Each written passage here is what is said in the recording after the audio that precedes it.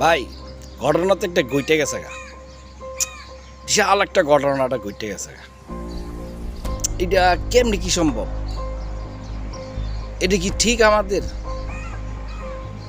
এই যে জ্বালানি সংকটে মোকাবেলায় মাসে 15,000 টন তেল দিবে ভারত, এটা কি উচিত হবে আমাদের ভারত থেকে তেল নেওয়া? আমরা তো ভারতের পণ্য বয়কট করছি, ভারতের থেকে তেল নেওয়া উচিত হবে? আমরা তো ভারতের বিরুদ্ধে স্লোগান দিছি। এই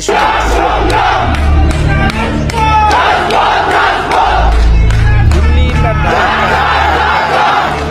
দিল্লি না জনতা, জনতা উচিত হবে ভারতের কাছ থেকে তেল নেওয়া?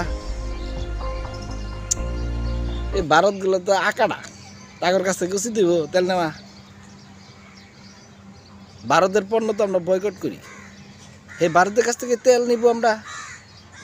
এই হিন্দু রাষ্ট্র থেকে এই তেল নিয়ে আমরা গাড়ি চালাবো, এই তেল নিয়ে এরা ভাত তরকারি আনবো, এই তেল দিয়ে এরা বিদ্যুৎ জ্বলবো, এই তেলের বিদ্যুৎ দিয়ে এরা পানি দিব খেতে, এই ক্ষেত থেকে আবার ধান হইব, এইটা আবার খাইব, এই তেল দিয়ে এরা আমার হিসাব মিলে না। মুখে বলতে অনেক সহজ,